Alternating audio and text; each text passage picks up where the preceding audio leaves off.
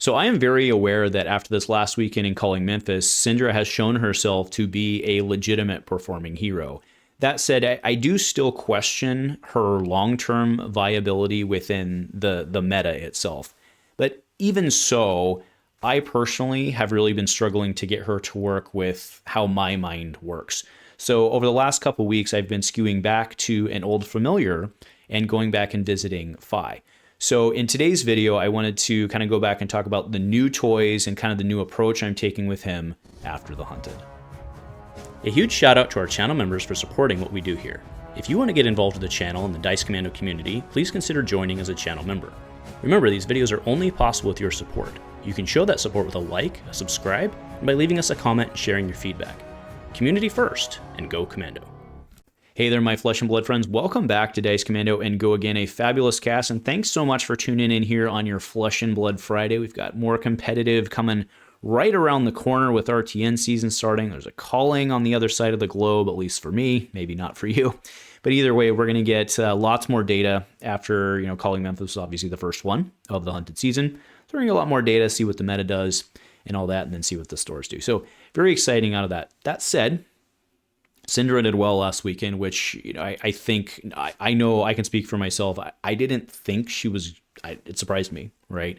But you look at the deck that was built and piloted and, the ability to hit mask and keep that mask trigger going, it's very strong, right? It's very, very, very strong. I do still question, as I mentioned, her, long-term viability once things adapt. It seems to me that it's relatively easy to adapt to. She seems, to call her a glass cannon, I think isn't entirely true, because she's more like a glass pistol, kind of, maybe like a glass machine gun, maybe that's it. Because she doesn't seem to have like the big 40 turn. She just has like a couple of string turns, but she seems like she just can't block. And if things go wrong and she loses her daggers, kind of all falls apart. And like I said, I've been struggling with it, and I am not trying to poop on her in any way. Obviously, it was demonstrated that she's completely legitimate. So this is not an attack on Syndra. It is merely me saying I am pivoting away from Syndra because I don't think it's going to work for me, at least for now. And instead, I want to go back to an old reliable, which is Fai. One of my longtime heroes, played him at several competitive events. And I'm really excited with a lot of these new toys because I can take my old build and just upgrade it. And it also works really for me. I really don't have a lot of time right now, both physically, like physical time, and also just emotional energy I just don't have right now. So it's nice to be able to take these cards and kind of slot them in. So that's really where, as we, kind of move down to looking at the new toys, that's the approach I'm really taking on this, is what new toys do we have and where do they slot in to the Draconic build, which is going to be the Searing Emberblade build. Okay. Now, the very first card, I absolutely freaking love this card, and it's gorgeous, but Ignite. So Ignite, when this attacks, the next Draconic card you play or activate, this combat chain costs one less to play or activate, go again. So do note this also works for like Fai's Instant or the Blood Drop or whatever it may be. Very, very, very good. I love this card because it serves as a fire starter. Or you can play it mid-chain, but I love to be able to do this into a Mounting Anger. Like, that's the play I love the most. I've gotten quite a few reps with Fai over the last 10 days or so. This card, it belongs in Fai. It's, I looked at it originally, I was like, maybe yes, maybe no. No, the card belongs in Fai. Like, it is that good. And it also decreases our pitch curve a little bit, because you can actually Searing Emberblade for one. Like, if you get this in a handful of reds, you can actually still Searing Emberblade, as opposed to being like, oh, dang it, I don't have my blue. Now what do I do? This card is so good. So good. So I took Ronin out of my previous build. I actually swapped Ronin Renegade out for this one. I think that makes sense. Ronin Renegade's a blank. This doesn't attack for 3. But it kind of does the thing. And again, it serves as a fire starter, but it's also completely legitimate mid-chain. Also do note, it does decrease Fai as well if you get some weird hand, which has come up. Okay. Next card, which is awesome. I also managed to get 3 of these somehow, very luckily, one of them being the EA, but Oath of Loyalty. So Oath of Loyalty, this may only be played if it's the first action of your turn. When this is played until end of turn, you may only play cards that are Draconic, and then it has goes. So I was playing Soaring Strike, 2 copies, sometimes 3 copies, going back and forth on that in the olden days. That's the card I swapped this out for in my personal build because it's a fire starter. Now, Fai does play a number of non-draconic cards, and it does, right? You've got Salt the Wound. A lot of his blue enders are not, and by blue enders, I mean, you play them as a blue because they can also be an ender. I'm talking like Soulbead Strike or Rowdy Locals, something like that. It does affect those. Certainly you can pitch them, but if you get some weird hand with it, and it always seems you get 2 blues when you draw this card. It's just the way it works. But this card as a starter is very good. And it's very rare because it doesn't have an on hit. It's very rare that they don't let it bleed one, which means that then a lot of times they have to do Searing Emberblade as their block.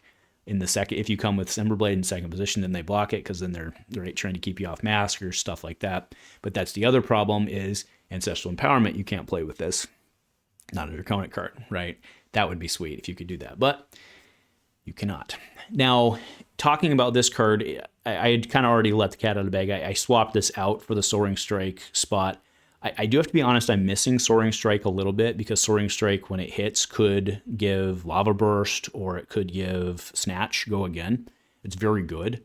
But I'm trying it in this position. Now, I have been, and my deck today still has 3 Oath of Loyalties in it, but I'm like 95%. I'm still playing it and testing it, but I'm like 95% certain that 2 is the correct number for the deck, because it's basically the same old rule that I like to use, which is if I don't want 2 of them in my hand at the same time, I don't run 3, right? Because getting 2 oaths, you can't do it. Now, it does block for 3. I get it. That's fine.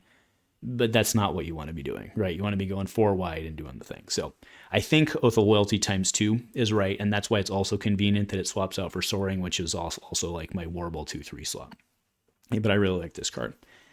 Another card I absolutely freaking love is Devotion Never Dies. Now, this one is not Draconic, I get it, right? So it kind of fits in exactly with the card we were just talking about and causing problems with that.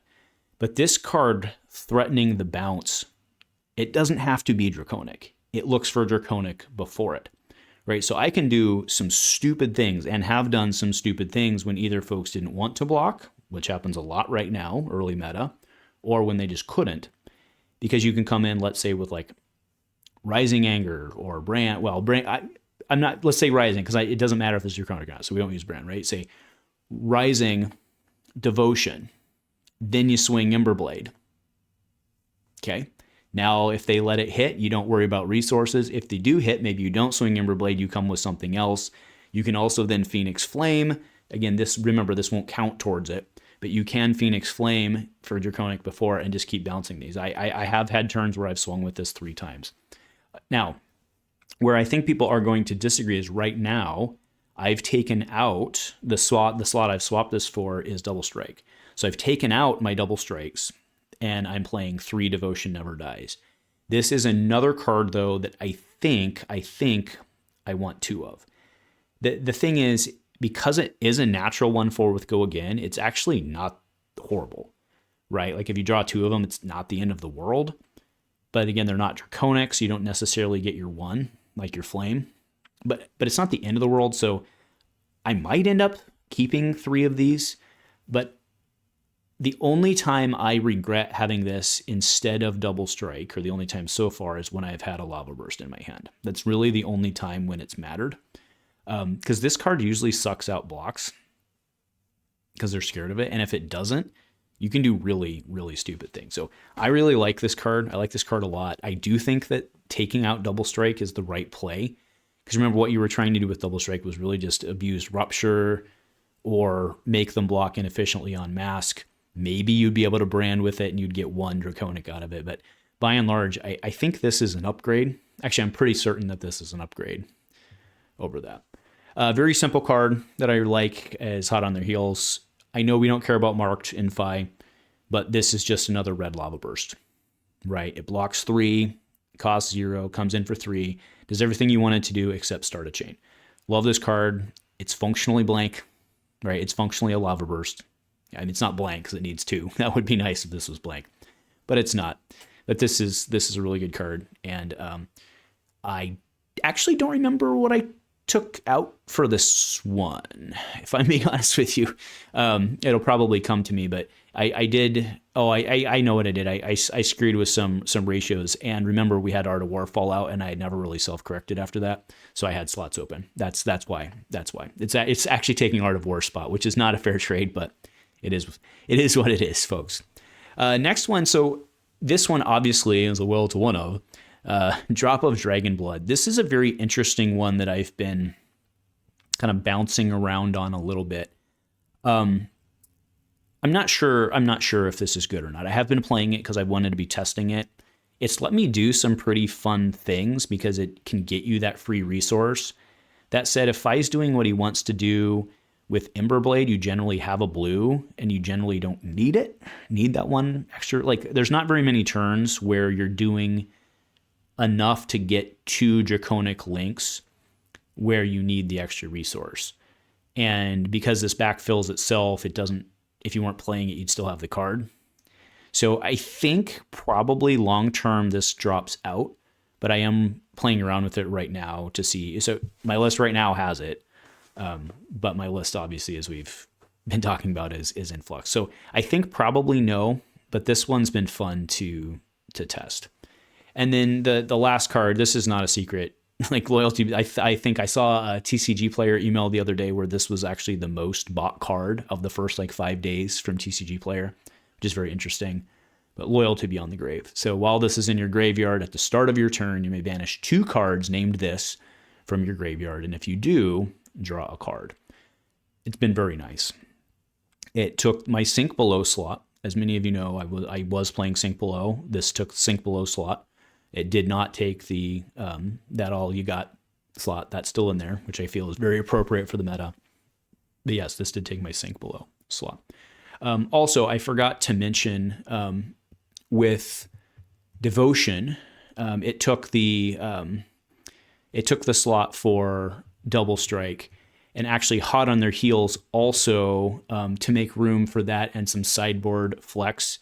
I also pulled out Bittering Thorns because of Devotion Never Dies being a 1. So Devotion Never Dies did not take Bittering Thorns' slot, but I also ended up dropping Bittering Thorns from the deck because I didn't want too many cards that weren't fire starters, right? Because really the only card that plays with a 1/4 goes that to start is Blaze Headlong, right? Because you can't swing Searing off of it. So plus I had backed to, as we'll talk about in a second, I'd backed off the Kodachi build. So Bittering Thorns became less useful. Now, let's go ahead and talk about kind of the rest. I already let the cat out of the bag. I am dropping my Kodachi Flex build. So for those of you who, again, have been watching my Fai journey over the last 2 years, you know that especially because in the Dromai meta, I generally would pack Kodachis. And mostly just for guaranteed master triggers. I fell a bit off of that when Dromai went away. And now that because of these new cards and how the overall curve is just slightly lower, ever so slightly lower, I don't feel that I need the Kodachi plan to do what I'm doing. Because I've got, again, I picked up Ignite. Gorgeous freaking card. Love the card. I think that's my favorite card of all these new ones. Plus, again, I'm biased because I pulled the shiny one at pre-release. So that was pretty cool. But I'm completely off of the Kodachis, which is interesting because I'm still on a lot like Rowdy Locals is a 0. A lot of the blue cards I'm on are 0/3s. So maybe there's there's almost certainly some room for improvement. And again, that's why I'm not releasing my list, right? I'll give you a snapshot of my list kind of at the end, like a literal snapshot of my list and where it is today. But it's certainly not optimized, and there's room for improvement, right? Maybe Cinderskin Devotion, which is a 1/3. There's probably other opportunities in there instead of some of the 0/3s, although they're all pretty good. They're all pretty good. Fullbeat Strike's a good card. So my fallback plan for a lot of these is just pretty simple, is to test them and see if they work, right? I don't yet miss Double Strike. I thought that was the one I was going to miss. I don't yet miss that one. I don't miss Bittering Thorns really at all. those kind of cause problems. And like Devotion is kind of still the same problem. So I don't think you want Devotion and Bittering. I don't think you can play the two, right? And you can't, anyway, you get it, right? Because you can't Emberblade unless you've done the Draconic card. So you have to really watch that. So the fallback plan is really just to back out some of these small changes. The card I do want to try and work back in, and I certainly convinced myself as we've been talking here, is Soaring Strike. Like Soaring Strike being able to give goes is pretty strong. And a lot of times I think people underestimate that because it's kind of a gamble, right? Because the way Soaring Strike works is it has to be, I mean, if you lead with it as a fire starter, which you're going to like 9 out of 10 times, it would have to do it to a 0 because it would have to be less than the number of the links you control. So you're looking at Lava Burst. I mean, the only ones that really need it are Lava Burst and Snatch, right? Basically everything else has what it needs. I guess that's not entire. Yeah, it would be true because like Lava Burst and Hot on Their Heels would gain it with that being there anyway. So I think that tracks. Now, ultimately, the reason why I don't think that Fai is going to, I think Fai is going to be, I'm having a lot of fun with it. I'm actually doing, honestly, a little better than I thought I would be doing with it, especially because I'm testing. It's probably like a 60%-ish, again, against the ones I've done both in paper and on Talishar. It's probably about 60%.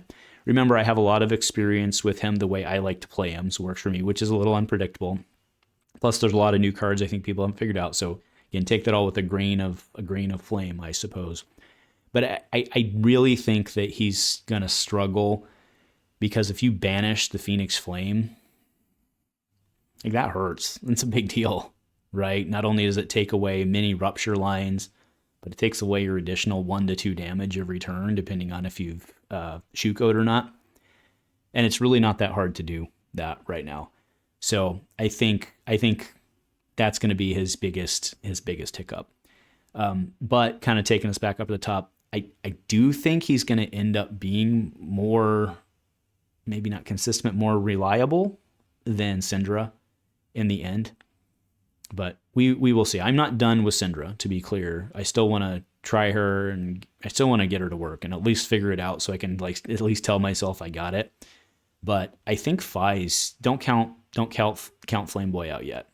Don't count him out yet. So anyway, those are my thoughts. I'll just flash up the deck real quick. I think we talked through quite a bit of it, but you've got your standard red loadouts, right? We've got Rising, we've got Brand. So we have Rising, red, blue, Brand, red, blue. We've got Mounting. You've got most of the stuff that you would expect to see in there. And then again, remember, a lot of my ratios are not on. The yellow cards I have are Salt the Wound. What's been very interesting, actually, about this with the lower pitch curve is sometimes I only need, instead of looking for a blue, I'm actually okay to pitch Salt the Wound, right, as the yellow for Emberblade being all I need because I can get enough. Or maybe I can ignite and then Emberblade for 1 and then use that, use the 1 to do the Phoenix Flame and then come for a Lava Burst. Because for some reason you always draw Salt the Wound and Lava Burst in the same hand, right? So it's kind of convenient that works. And man, having that ignite in that arsenal, oh, love that card. Freaking love that card. So anyway, folks, that'll do it for me today. Look for more in the future as I continue to refine this list. Like I said, I'm not ready to share it yet. I gave you a good idea of what I'm working at. You should take it, iterate on what you want to do with it if you're looking to build this. But either way, just sharing my thoughts. Thanks for joining me. Have a great weekend and go Commando.